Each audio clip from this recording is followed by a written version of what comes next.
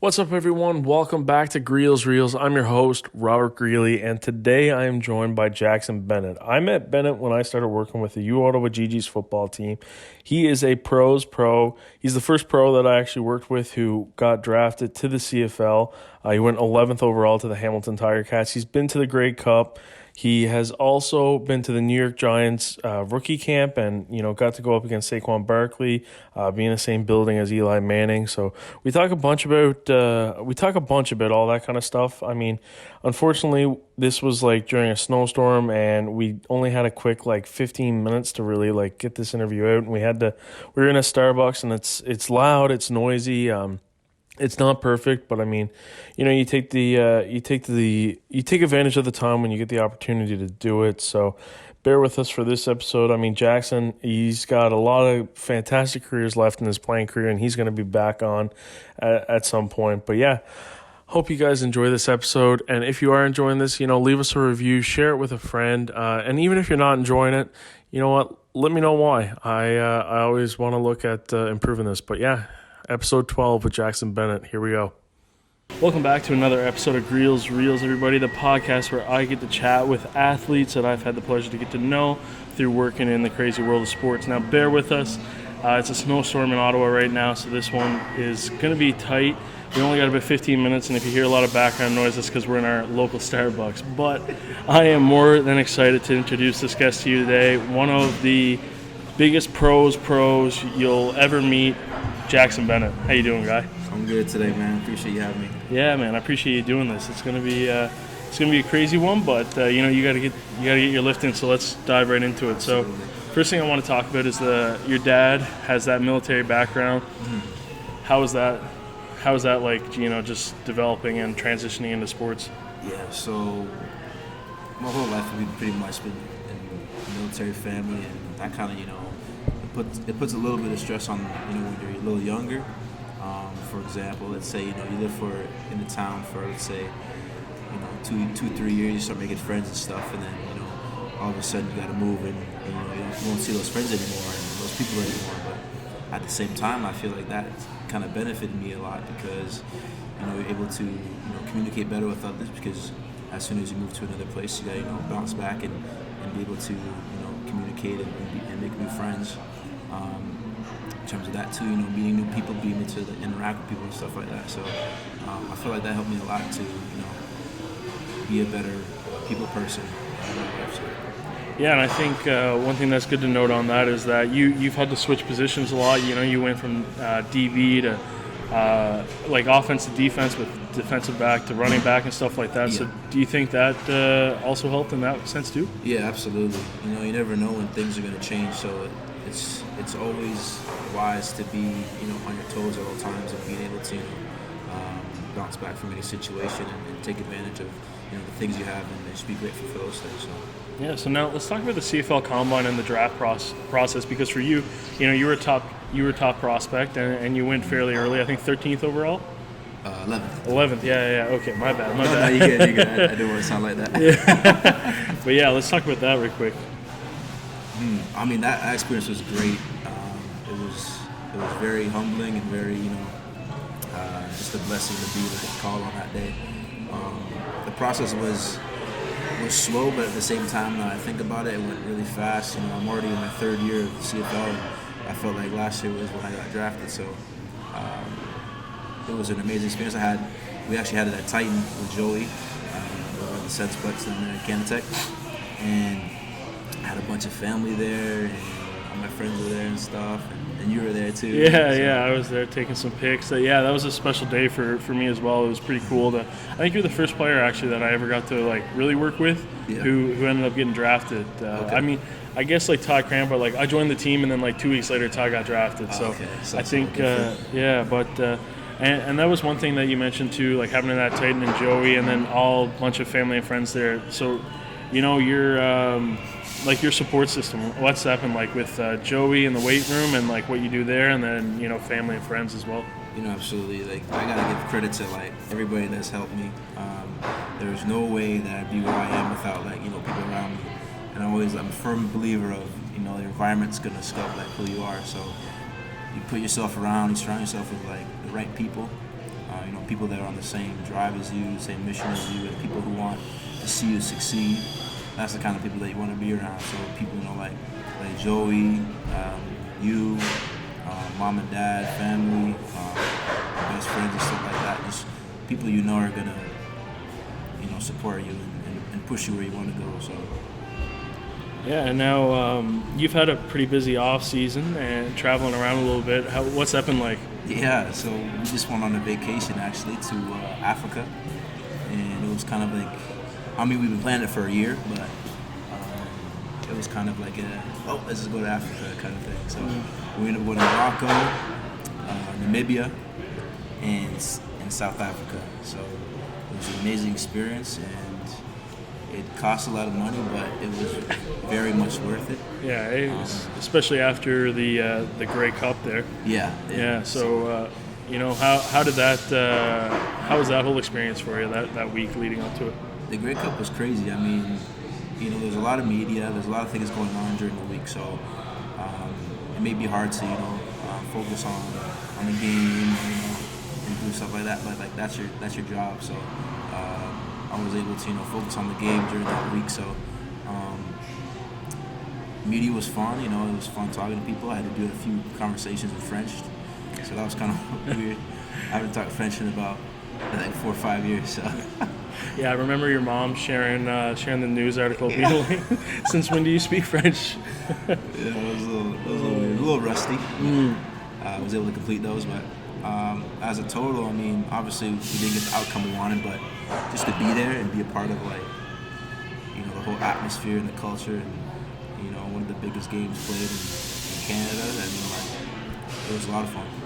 Okay, and now let's get into the cooking snap stories. Your snap stories are always pretty hilarious, and especially sometimes you got like 8 egg meals. And do you think of yourself as like a mini Gordon Ramsay or? Not at all. No. I'm nowhere near the cook I want to be.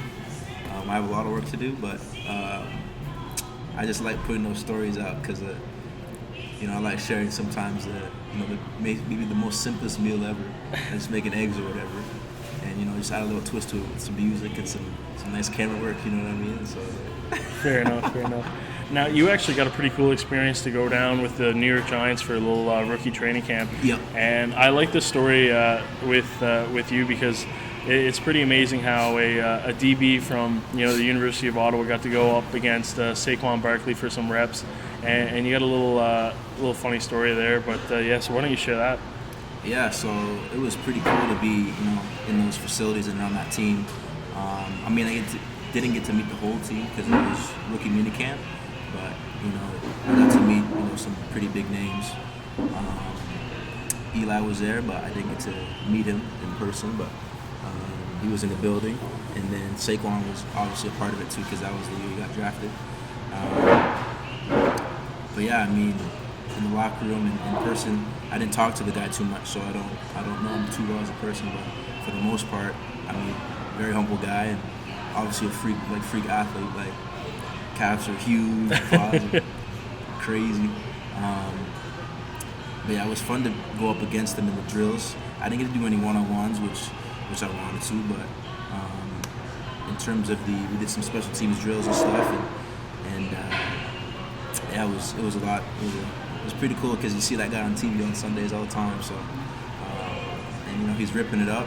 Had him in fantasy last year. Yeah, did super well for me. So, no, that's awesome, man. Like the fact too, just like Eli in the building and stuff like. That's one of the greatest quarterbacks there is. Yeah. Like, if it wasn't for him, Tom Brady probably have 8 rings. Okay, let's talk about the super siblings because it's not only you who's the star athlete in the family. Yeah, so I guess I'll start with my older sister, Drea. So Drea went to school here. She just finished that school here, actually. Last year, because she was doing this year, she's doing her master's, so she just finished up. But, yeah, so Drea played rugby here, and she did very well here. She won a championship with the team here with Jen Boyd and all the girls, so that was pretty cool to see, and I was able to watch it. We weren't able to go, which sucked, but we were able to watch it on the live stream there. So I remember that game too because it was super cold, super snow. It was probably like like this outside would probably be a little worse because it's over in Calgary. Yeah. But yeah, that was very impressive for her to, be a captain of that team and take control and have a good experience over there with the girls. So very proud of her for that, and as well as getting her master's too. So in the classroom and on the field, she's doing everything too. So she's doing very well. And then little Carter, he's a little younger than I am. So he's about 6 years younger than I am. So he's in grade 12, which is kind of crazy. Because I always think he's really, really small, but he's going to be in university next year, so that's kind of crazy. But do you think he'll play university football? He definitely has the athletic ability and all the stature to do that. But I feel like he's going to do what he wants to do, and I'm not going to push him which way I want. I want him to do what makes him happy. So he has got amazing grades in school. He's got better grades than I had in school. So he's going to do engineering, and he might probably do engineering here. Probably stay home like me and Drea did. But he's got a very bright future, and I'm excited to see him do all that smart stuff with the computers and stuff. So. For sure. Okay, so we're going to hop into a little random question period right now, a little couple debates. Okay, how many chickens would it take to kill an elephant, do you think? I seen this on the internet, and I was like, man, I was thinking like 200, maybe even 1,000. Yeah, the size difference is stupid, so obviously we need a crap load, but I'm gonna have to say at least 1,000 chickens. At least 1,000 chickens? Okay, yeah. I think we're in the same boat. Because you gotta you gotta think about how hard the elephant skin is. Yeah. You gotta get through the skin. And thinking like chickens, aren't that smart, so they're not gonna go for the vital points. Yeah. So you're just gonna get a lot of brute force, but with the chickens, so you're not getting a lot of brute force. Fair enough. So I'm thinking at least 1,000. Is cereal soup? Cereal soup. My Siri just went off because of cereal and Siri, I guess. Yeah, cereal soup. I'm gonna go with no. Why? Because soup is soup, it's got to be like vegetables, turkey, or chicken, or like some kind of broth, and I'm trying to think of what exactly makes soup soup. You know what I mean? Yeah. It doesn't have to be warm. No, because there's like a cream to broccoli, I guess, or something like that. But I don't know.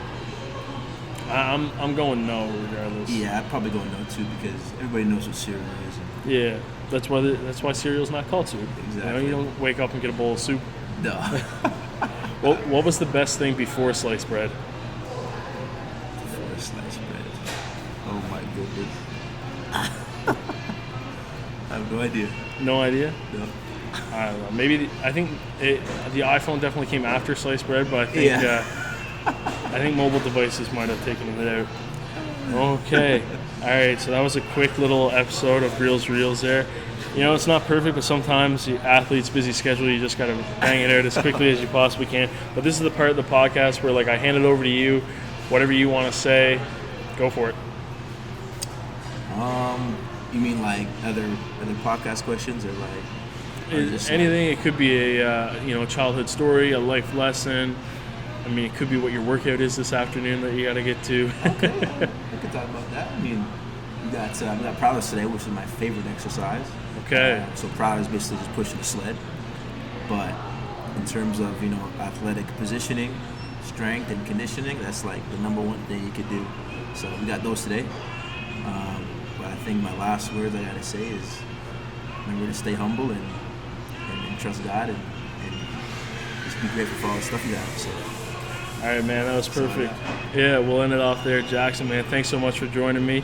This has been a quick episode of Greels Reels there. You got to get those prowlers, make sure Joey's not on you for being late. Yeah. Guys, we just filmed a video where we did a little Ultimate Sports video game challenge. We had 3 rounds. We're going to let you go watch that video to figure out who remained victorious.